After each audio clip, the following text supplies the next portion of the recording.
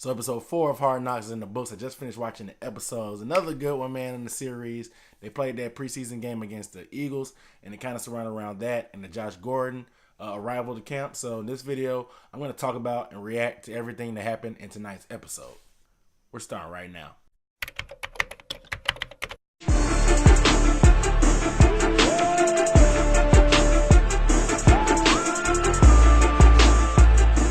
What up, dude? I'm Aaron Duncan here with the Necessary Bluntness Sports Talk. It's a channel I might not tell you what you want to hear, but I'm definitely going to tell you what you need to hear. And in this channel, I give recap and analysis of the NFL. So if you want to see more videos, go ahead and subscribe button below. Give the video a thumbs up. All right, so episode 4 was a very eventful episode. Of course, we saw the return of Josh Gordon. This dude was jacked at his locker, looking at the playbook, talking about how much the playbook didn't change. And he looked like he's still in shape. Like I said, he was real ripped, looking like he was ready to get back on the field, but they kind of held him out and held him out of practice. Of course, he couldn't play in the game either. So we'll have to wait another week for that to see how that's going to happen. Maybe he'll be on the finale when they make cuts and stuff. I'm sure he won't get cut, of course, but I'm anxious to see how he's going to be in that episode. But moving on, there were a lot of questions about Hue Jackson during the week because when the game aired, they kept asking him questions earlier in the week if Baker could get some reps with the ones, and he was just like, no. And then lo and behold, Baker needed to play with the ones in the game. He had no experience with them, so he seemed kind of off. But we'll talk about that a little bit later when we break down the game. They did like a little slow motion segment talking about how the game was slowing down for Baker. And I thought it was just time filler for HBO. That's one thing I didn't like about the episode. They literally took probably 3 minutes of the episode to just play Baker throwing a pass in slow motion, literally from point A to point B of the receiver catching the ball. Seemed like a waste of time. I'm mad I'm wasting time talking about it, but I'll move on. Myles Garrett had a pretty funny moment when he requested Hue Jackson play some music, and Hue Jackson asked him what he wanted to play, and he wanted to play some jazz. So it went on to practice. Nobody was really saying anything. Jazz music is pretty popular, universal. Everybody kind of likes jazz music, but after a while, people got bothered. They were just like, dude, I don't want to hear this baby making music while I'm at practice. Somebody said I already got 2 kids. You gonna have me in the mood to have another one.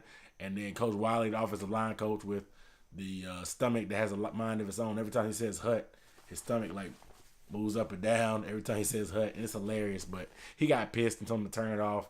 And they finally turned it off. But I thought it was funny, man. Myles Garrett was he had a turban on, and Hue Jackson kind of clowned him about it at the team meeting, which is also pretty funny. But Ty Haley is becoming one of the most popular guys in the show because of his personality. Him and Greg Williams, of course. There's a lot of controversy this week about how Hue Jackson kind of talked out about them. A lot of people think that Hue Jackson may be threatened by those 2 assistant coaches because they have potential to be head coaches, or they have been a head coach before. And if they fire Hue during the season, one of those guys could be the interim coach. But Ty Haley's analogy to Antonio Callaway being hurt, he said that he basically called him a sports car because when you a sports car, if you break something as simple as a headlight, it's going to be in the shop for a month. And he also compared it to a space shuttle. A space shuttle, if one tile is missing, it delays the takeoff for like 3 months. So he was just like, something small happened to Antonio Callaway. I think it was groin, and now he's out for a while, and he wants him back because Antonio Callaway had a pretty good game for his punishment game back in episode 2, if you remember me talking about it. I'll link it up in the description or somewhere around there. You can check that last reaction video I had out. But Michael Kendricks, the former Eagles linebacker who won a Super Bowl ring with the Eagles last year, was cut by them, of course, and now he's on their team. And, of course, the Browns played the Eagles on TV this week. So Greg Williams asked him to get in front of the defensive meeting and break down any kind of nuances, any tips, and secret cheats, I guess you could call it, to give them an edge on them. And it was kind of weird to me, man, because I guess he's probably salty at the organization, maybe not salty at his teammates, but he had to kind of talk down and talk bad about him. He didn't really say anything bad, but I think HBO pretty much edited everything out. He talked about Nick Foles, how he likes to drop bombs into receivers when he throws the ball. So he does it real high and throws it down because he's a taller quarterback. He also talked about what else? Oh yeah, he talked about he talked about the left tackle, Vitae or whatever, and he told him that he was weak and his feet were slow and he's big, but he's not that good, blah, blah, blah. And Myles Garrett pretty much took well advantage of it. He listened to everything he said and dominated in the game. He also talked about Zach Ertz, called him his best receiver because he said that he wasn't a tight end. Anytime he's not going to block, And if you get physical with him, he'll ball up and he won't want to block you anymore for the rest of the game. So it was kind of weird for him to throw shade kind of at the teammates, but exactly give them the same tips. Like I said, I'm pretty sure he said a lot more stuff, a lot more blunt stuff. HBO probably spared him the expense of talking trash because he's, like I said, he's probably cool with a lot of those guys still on the team. But the rookie showcase, which is pretty much on every Hard Knocks episode, was hilarious on this one. This is probably the funniest one since the Baltimore Ravens one. If you haven't seen the Baltimore Ravens talent show, just look it up on YouTube. I may put a link in the description for you to check it out, to see the impression of Shannon Sharp and Ray Rice back when the Ravens did it on the first Hard Knocks ever, and that was hilarious. But this one, they did impersonations also. They did everybody knows the infamous Jarvis Landry speech where he talked about people being hurt. They did the voiceover for that, and it was hilarious. Baker Mayfield caught some flack for it, but he did a impersonation of the GM, which was spot on, and everybody pretty much liked it. He got some, like I said, he caught some heat in the media, but that's what it's going to be with Baker Mayfield. Anything he does is going to be magnified times 10, but it was pretty hilarious overall. You got to check. That's usually the highlight of every season is the rookie showcase. So make sure you go ahead and check that out if you haven't seen it. It'll probably be posted online somewhere eventually, so you can look it up and check it out. But a lot of these guys are turning into celebs. When they pulled up to the game, I know Aaron Andrews wanted to meet a lot of these guys like Kajus and Troy Aikman knew who these guys were. A lot of these guys are scrubs. They don't even play, but they are known because of their personality. Like Carl Nassib with his whole 10% return on the investment thing has gone pretty much viral because everybody knows you can't get 10% in this economy, but it is what it is. But to move on to the game, I know a lot of people saw the game because it was nationally televised. Like I said, it was weird because it was the best team in the league last year with the Eagles versus the worst team in the league last year, the Browns. And the Browns won. It was 5-0. It was an ugly game.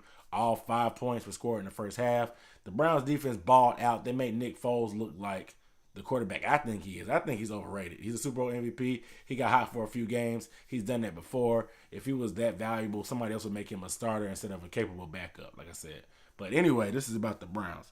But Myles Garrett, like I said, he pretty much took that game plan to heart, and he dominated Vitae. He was causing havoc. He probably had like 3 sacks, a forced fumble, and he had a safety on Nick Foles in his zone, even though he just touched him down. But he was back there anyway, so he gets credit for it. He earned that.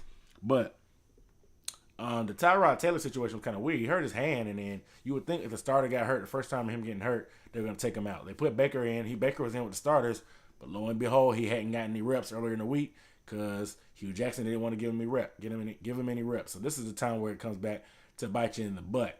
And he looked bad out there. I think Tyrod went to the locker room. He was in pain. He showed it behind the scenes when he went to the tent. He was yelling. He said he couldn't feel it. They probably gave him something, I'm sure. They wrapped it up pretty good, and they kept it pretty subtle. They put the quarterback, they put a glove on it, then they put the quarterback wrist coach on it. So you really couldn't tell. Because I was watching the game live. I couldn't tell they had a bandage on it. It was wrapped up either.